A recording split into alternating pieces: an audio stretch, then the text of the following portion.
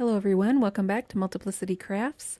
This is Miranda, and today we're going to be going over a technique where I am making a muted background. This is for Bible journaling or card making.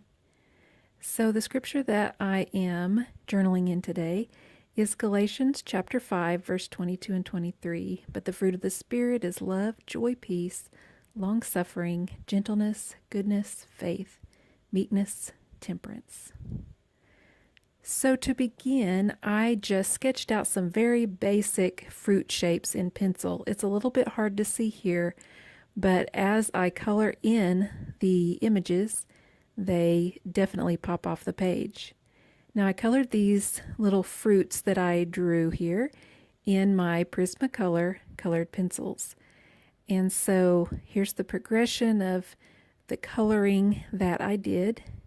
And I'm just going to keep coloring till I have everything all colored in like I like it. Now once I have the coloring completed, I am going to need to mute this background in order for my text to stand out. I must admit it is really pretty and vibrant, but I really need to mute it because my text is just going to blend right into that. So I decided that I'm going to use some just plain white acrylic paint, and I am going to just add a little bit of that into my paint tray, and I'm going to add some water to this because it's going to be way too thick without water. So I'm just adding a couple little spritzes of water, and I'm going to use the end of my paintbrush and kind of mix that in to see the consistency. And as I'm stirring that, I'm noticing the consistency is still a little bit too thick. So I decided to add one more little spritz of water, and that seemed to be about the thickness that I needed. Just be sure to stir in the water really well so that your paint is the same consistency all the way through. I'm just using a little cheap paintbrush. This is nothing special. It's just a flat, straight edge paintbrush. And I am going to begin in the top left corner. You notice when I first put the coat of paint on, it's like, oh, that's way too thick. But just keep working with it. Stay calm. Look, it shears out. Oh, I didn't ruin my page. So if you have that when you first paint it, just don't freak out. You can shear it down a little bit once you add more brush strokes. Now, the thing about brush strokes on the colored pencils, you should be fine.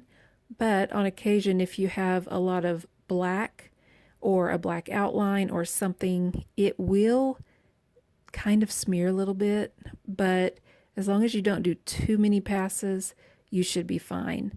I didn't really have any trouble with this page. I had one little small smear that I noticed when I was finished, but it was super easy to fix. I just went back in with a little bit of paint and covered that up. So anyway, just keep going. Don't do too many passes because this is very thin paper and you don't want to oversaturate it to where it rips. And if you'll notice, I have a piece of printer paper behind there, and that's just so my paint doesn't go over onto other pages. Be sure though, before you let this dry, to pull that out because your paint will stick to that and you could rip your page. So just a word of warning. So as I'm adding this paint, I did want to let you know also, there's other ways that you can mute your backgrounds. I'll go over that in just a moment, but this method that I'm using here with the watered down acrylic paint is kind of my go-to method, but the other methods I'll let you know here in just a moment work just as well and give you a little bit different effect. I'm going over it with white, but you could always use a color if you wanted a little bit of a tint to your background.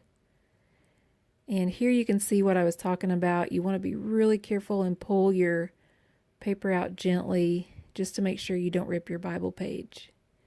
So I actually just let this air dry because the acrylic paint dries really fast, especially it being such a thin coat. And so once it dried, I added my text on top. And you'll see right there that the text really showed up well simply because I had the background muted, but yet you can still see the pretty colors in the background. Another example I did was in the book of Job, where I muted these little clocks that I drew in the background to where my text would stand out more. Now I did mention there's other ways that you can mute your backgrounds, and that is with watercolors, gesso, or vellum. So those are some options for you if you want to mute a background for your text to stand out even better. So that's all for today's video. I really appreciate you stopping by today.